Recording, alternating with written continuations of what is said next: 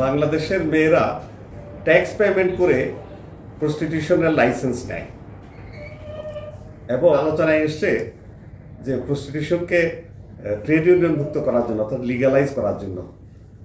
কিন্তু আশ্চর্যজনক ব্যাপার হচ্ছে যে বাংলাদেশের কনস্টিটিউশনে 18(2) ধারায় ছিল যে স্টেট মেজার নিবে যাতে বাংলাদেশের কনস্টিটিউশন নিষিদ্ধ হয়ে যায়।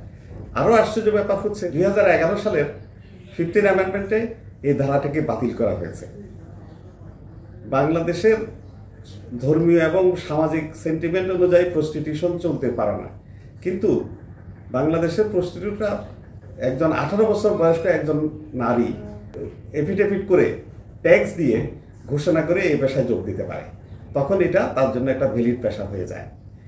এই যে কন্ট্রাডিকশন, কনস্টিটিউশন নিষেধ ছিল কিন্তু বাংলাদেশে আবার কনস্টিটিউশন আইনে আবার এটা ভ্যালিড পেশা হিসাবে অলমোস্ট স্বীকৃতি দেওয়া হয়ে গেছে। এদিকে আবার সামাজিক এবং ধর্মীয় বিধিবিধানের কারণে বলা হচ্ছে যে প্রস্টিটিউশন বাংলাদেশে চলবে না। এদিকে মহিলা বিষয় সংস্কার কমিশন প্রস্তাব করেছে এই প্রস্টিটিউটদেরকে ট্রেড ইউনিয়নের অধিকার দিতে হবে। এইরকম একটা কমপ্লেক্স সিচুয়েশনে টোটাল ব্যাপারটাকে ক্লিয়ার করা দরকার।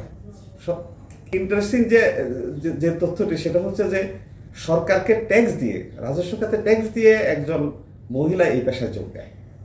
তাহলে নৈতিকভাবে আমরা কি করব, এই জাতির কি করা উচিত? আমার মনে হয় যে আইনের যে অ্যানামলিগুলি আছে সেগুলো বন্ধ করা হচ্ছে। সরাসরি প্রস্টিটিউশন নিষিদ্ধ করে একটি আইন করা প্রয়োজন।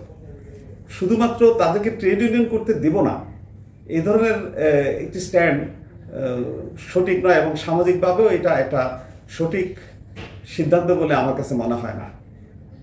প্রস্টিটিউশন পৃথিবীর অনেক দেশে নিষিদ্ধ, আবার অনেক দেশে অ্যালাউ। থাইল্যান্ডে প্রস্টিটিউশন নিষিদ্ধ, অথচ প্রস্টিটিউশন থেকে আয় তাদের জাতীয় আয়ের 15 থেকে 20%। টেকনিক্যালি অনেক মুসলিম দেশেও প্রস্টিটিউশন অ্যালাউড, যাতে মুতা বিয়ে বা বিভিন্ন রকম বলে এটাকে সাময়িক একটা বিয়ের কথা বলে এটাকে লিগালাইজ করা হয়েছে। বাংলাদেশে সে ধরনের ফাঁকিবাজি নেই, আইন স্পষ্ট।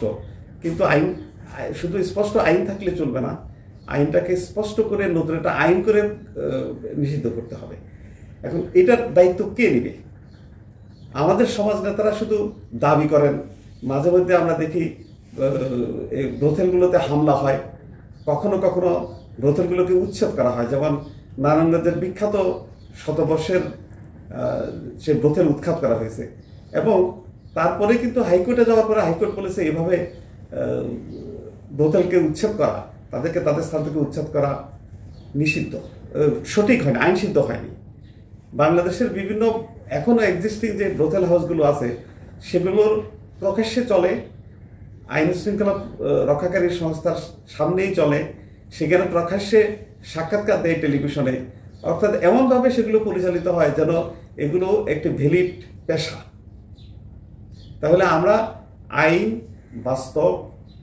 বাস্তব অবস্থা, আইনের ভিতরে ফাঁক ফোকর অথবা আমাদের মাইন্ডসেট, আমাদের ধর্মীয় বিধিনিষেধ সব কিছু মিলে মানুষজন একটা জগা খিচুড়ি অবস্থা আছে, এটাকে স্পষ্টীকরণ করা দরকার। এদিকে আবার বাংলাদেশ সরকার স্যাডো একটা কনভেনশন, ইউনাইটেড নেশনসের কনভেনশন সিগনেচার করে রেখেছে। সেখানে সরকার কমিটমেন্ট করেছে যে কোনো মানুষকে, কোনো ব্যক্তি বা কোনো নারীকে তাদের স্বাধীন পেশা গ্রহণ করার ব্যাপারে কোনো বাধা দেওয়া যাবে না। মানে কতগুলো কন্ট্রাডিকশন আমাদের আইন এবং চিন্তাভাবনার ভিতরে আছে। এই সব কিছু মিলিয়ে আমাদের একটা সিদ্ধান্ত নেওয়া দরকার আমরা কোন দিকে যাব। কারণ যখনই এ ধরনের একটা আলোচনা হয় তখন ধর্মীয় নেতারা বা কোনো রাজনৈতিক নেতা এটা নিয়ে প্রবল আপত্তি করেন, আবার কিছু কিছু মানবাধিকার কর্মী এই প্রস্টিটিউটদের পক্ষে অবস্থান নেন, তাদেরকে সহযোগিতা করেন, তাদেরকে চিকিৎসা দেন, আবার কেউ কেউ তাদেরকে ঘৃণা করেন। এই কমপ্লেক্স সিচুয়েশন থেকে আমাদের বেরিয়ে আসার জন্য আমার সুস্পষ্ট প্রস্তাব হচ্ছে সরাসরি প্রস্টিটিউশন বন্ধের একটি আইন বাংলাদেশে প্রণয়ন করা দরকার।